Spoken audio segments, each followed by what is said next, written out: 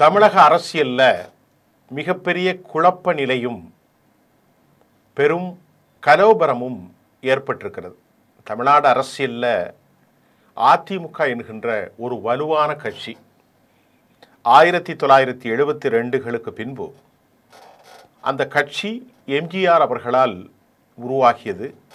தற்போது அந்த கட்சி டாக்டர் எம்ஜிஆர் அவர்கள் 1977 87 டிசம்பர் 24 அன்று மரணிக்கும் வரை அவரால் பிரதான எதிர்க்கட்சியாக இருந்த திமுகவால் வெற்றி பெற கொள்ள முடியவில்லை.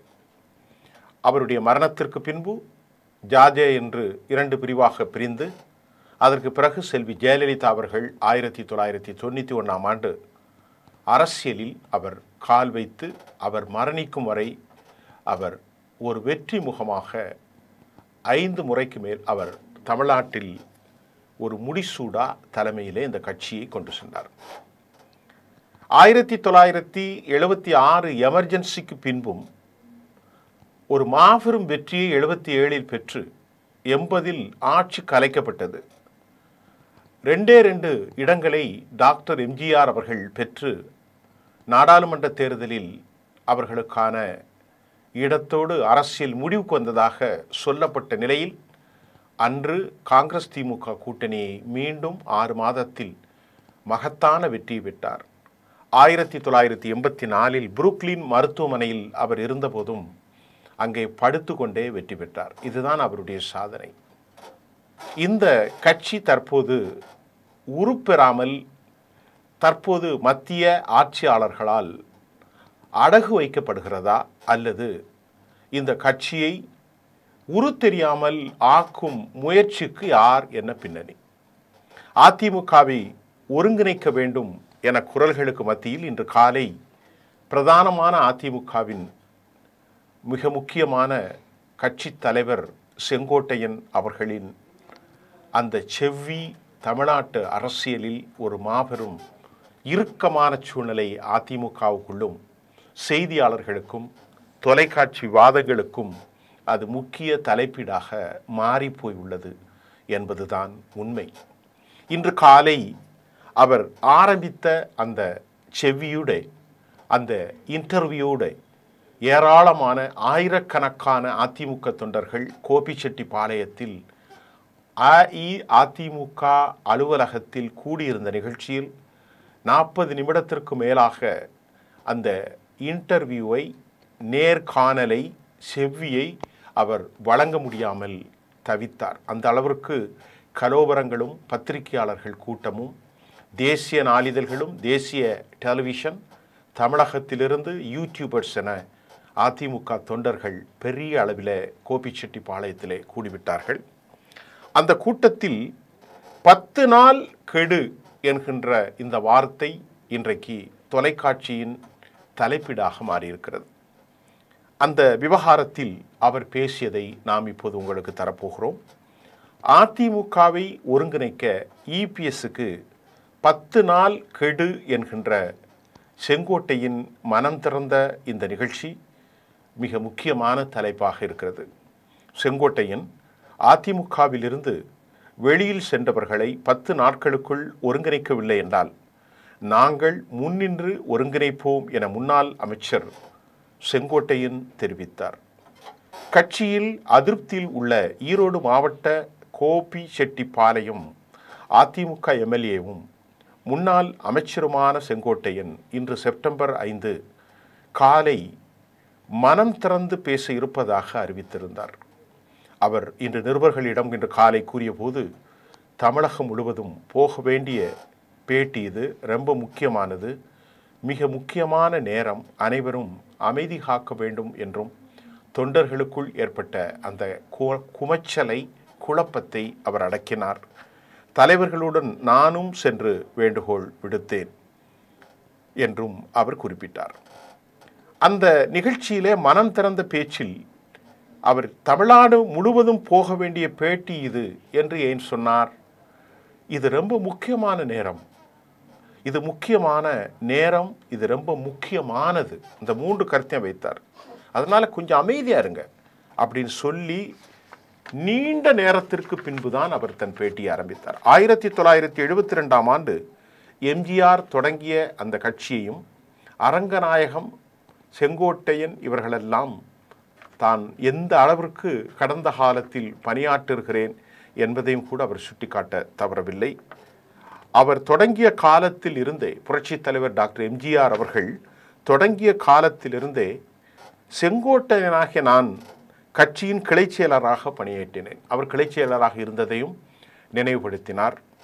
1975இல் கோவையில் நடந்த பொதுக்குழுவில் பொருளாளராக என்னை நியமித்தார்கள். 1977இல் சட்டசபை தேர்தலில் போட்டியிட எனக்கு டாக்டர் எம்ஜிஆர் அவர்கள் அறிவுறுத்தினார்.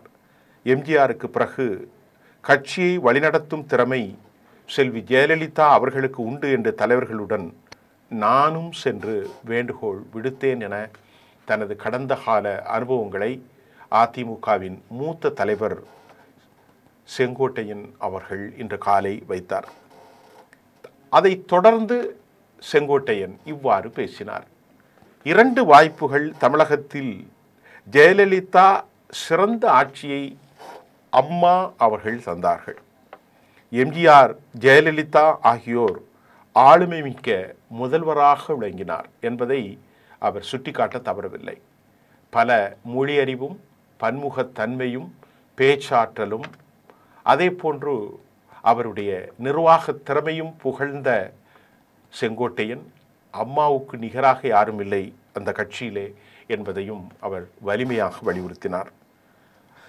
ஜெயலலிதா அம்மா அவர்கள் மறைவுக்கு பிறகு பல்வேறு சோதனைகள் வரும். அன்றைக்கு எல்லோரும் ஒன்று சேர்ந்து கட்சி பணியை காப்பதற்கு கட்சியின் பொதுச் செயலாளராக சசிகலா அவர்களை நாங்கள் நியமித்தோம். ஜெயலலிதா மறைவுக்கு பிறகு எனக்கு 2 வாய்ப்புகள் கிடைத்தன. 2 வாய்ப்புகள் கிடைத்த போதும் இந்த இயக்கம் உடைந்துவிடக்கூடாது என்பதற்காக எனது பணிகளை நான் மேற்கொண்டேன். இயக்கம் உடைந்துவிடக்கூடாது என்பது தொண்டர்களின் நோக்கம்தான். எனது நோக்கம் மட்டுமல்ல, தொண்டர்களின் நோக்கம்தான். அதிமுகவுக்கான பல தியாகங்களை நான் செய்துள்ளேன். எம்ஜிஆர், ஜெயலலிதாவின் நல்லாசியுடன் இந்த இயக்கம் மீண்டும் தமிழகத்தில் அமைய ஒத்துழைப்பு நல்கிட வேண்டும். 2016ஆம் ஆண்டிற்கு பிறகு தேர்தல் களம் எப்படி போராட்ட களமாக மாற இருக்கிறது என்பதை நாம் அறிவோம், அறிந்து கொள்ள வேண்டும்.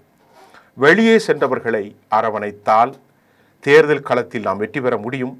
பாரதிய ஜனதாவின் மூத்த தலைவர்கள் அழைப்பின் பேரில் நான் டெல்லி சென்றதையும் கூட அவர் கடந்த காலத்தில் நடந்த தனது நிகழ்வையும் சுட்டிக்காட்ட தவறவில்லை.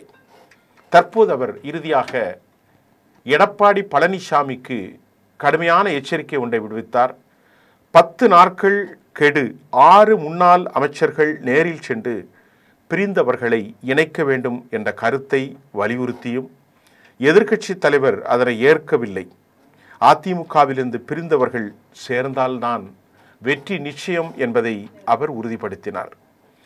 10 நாள் கெடு விதித்த திரு செங்கோட்டையன் 6 முன்னாள் அமைச்சர்கள் எடப்பாடி பழனிசாமியிடத்தில் சென்று சொன்ன பிறகும் அவர் கேட்க மறுத்ததையும் கூட தற்போது அவர் சுட்டிக்காட்ட தவறவில்லை. எதிர்க்கட்சி தலைவர் அதை ஏற்க மறுத்திருக்கிறார் என்பதை கடுமையான குற்றச்சாட்டை எடப்பாடி பழனிசாமியின் மீது கொங்கு மண்டலத்திலிருந்து இந்த குரல்கள் எழுந்திருக்கிறது. ஆகவே பிரிந்தவர்கள் இணையாமல் அதிமுக ஒருபோதும் வெற்றிக்கு சாத்தியமில்லை. அதிமுகவிலிருந்து பிரிந்தவர்கள் சேர்ந்தால்தான் வெற்றி நிச்சயம். ரொம்ப புரிந்து கொள்ளுங்க. 10 நாட்கள் தான் இதற்கான காலக்கெடு விதிக்கப்பட்டிருக்கிறது. அதிமுகவிலிருந்து வெளியே சென்றவர்களை ஒருங்கிணைப்பதற்காக நான் காலக்கெடு வைத்திருக்கிறேன். அப்படியே சொல்லியிருக்கார். காலக்கெடு வைத்திருக்கிறேன். அந்த காலக்கெடு 10 நாட்கள். 10 நாட்களுக்குள் எடப்பாடி பழனிசாமி ஒருங்கிணைக்கவில்லை என்றால் நாங்கள் முன்னின்று ஒருங்கிணைப்போம். கதை முடிந்ததா? அப்போ எந்த அளவிற்கு அவர்களுக்குள் பெரும் பிளவு ஏற்பட்டிருக்கிறது என்பதை புரிந்து கொள்ளுங்கள். 10 நாட்களுக்குள் ஒருங்கிணைக்கவில்லை என்றால் நாங்கள் முன்னின்று ஒருங்கிணைப்போம். வெளியே சென்றவர்கள் இணைக்கப்பட வேண்டும் என செங்கோட்டையன் பத்திரிகையாளர்களுக்கு முன்பு தனது அறிக்கையிலே சொல்லியிருக்கிறார். இந்த செய்தியின் மூலம் அதிமுக மீண்டும் ஒரு பிளவை சந்திக்கின்றது. ஏற்கனவே அமமுகவினுடைய தலைவர் டிடிவி தினகரன் அவர்கள் ஒரு கட்சி ஆரம்பித்து அதிமுகவிலிருந்தே அவர் பிளவுபட்டிருக்கிறார். மூத்த தலைவர்களாக இந்த கட்சியின் பொதுச் செயலாளராக இன்றும் தொடர்கிற திருமதி சசிகலா அவர்கள் பொதுச் செயலாளராகவே அறிவிக்கப்பட்டிருக்கிறார். அவர்கள் பொதுச் செயலாளராகவே தேர்ந்தெடுக்கப்பட்டார். அவருக்கு மீது இருக்கிற இந்த கோர்ட்டின் பொதுச் செயலாளர் வழக்கு தற்போது பெண்டிங்கில் இருக்கிறது. அதை போன்று 3ஆம் நிலையில் திரு ஓபிஎஸ் அவர் எதற்காக நீக்கப்பட்டார்? இரட்டை அதிகார மையத்திலிருந்து அவர் நீக்கப்பட்டார். 3. இதை தவிர அன்வர் ராஜா போன்ற எம்ஜிஆர் காலத்து விசுவாசிகளும் கூட வெளியேறியிருக்கிறார்கள். ஆக இப்படி மைத்ரேயன் போன்ற மிக முக்கிய தலைமைகளும் கூட வெளியேறியிருக்கிறது. அவர்கள் 53லிருந்து 55% பெற்ற அதிமுக கழுதை தேய்ந்து கட்டெரும்பாக 18% இன்றைக்கு அவர்கள் அடைந்திருக்கிறார்கள். தென் மாவட்டங்களில் அதிகமாக மிகப்பெரிய பிரளயம் ஏற்பட்டிருக்கிறது. மட்டுமல்ல, மத்திய மாவட்டங்களிலும் வடக்கு மாவட்டங்களிலும் அதிமுக பலகீனமாகி இருக்கிறது. இந்த பலகீனத்தை பயன்படுத்தி கொண்ட தேசிய கட்சிகள் அவர்களை மீண்டும் பலகீனமாக்க முயற்சிக்கிறார்கள் என்பதில் எந்த சந்தேகமும் இல்லை. ஏனென்றால் அதிமுகவின் பலகீனம்தான் மீண்டும் திராவிட இயக்கத்திற்கு மாற்றமான ஒரு சித்தாந்த தலைமையும் கட்சியும் ஆட்சியும் கொண்டு வரும் என அவர்கள் உறுதியாக நம்புகிறார்கள். ஆக இந்த நிலையில் தற்போது மிகப்பெரிய தலைவரும் எம்ஜிஆர் காலத்தில் கட்சியின் பொருளாளராகவும் செல்வி ஜெயலலிதா அவர்கள் முதல் மீட்டிங்கை போடுவதற்கு செங்கல்பட்டில் ஒரு சிறிய ஸ்டூலை அமைத்து கொடுத்த செங்கோட்டையன் சற்று பணிவானவர் தான். அவருடைய கருத்துகள் மறுக்க முடியாது, ஏற்புடையது. 10 நாட்களுக்கு பின்பு நாங்கள் அனைவரும் ஒருங்கிணைப்பதற்காக நான் காலக்கெடு வைத்திருக்கிறேன். 10 நாட்கள் ஒருங்கிணைக்கவில்லை என்றால் நாங்கள் முன்னின்று ஒருங்கிணைப்போம், வெளியே சென்றவர்கள் இணைக்கப்பட வேண்டும். இதுதான் தற்போது அதிமுகவின் எல்லையான பயிற்சி. உண்மையிலே என்ன நடக்கிறது என்பதை அடுத்த சில நாட்களில், ஒரு வாரம் கழிந்து தமிழக அரசியலில் மாபெரும் பூகம்பம் வெடிக்கும். அதுவரை இணைப்பு சாத்தியமா, இணைப்பில் இறங்கி வரப்போகிறாரா எடப்பாடி என்பதையெல்லாம் காலம்தான் பதில் சொல்லும். செய்தி களத்திலிருந்து நான் நன்றி.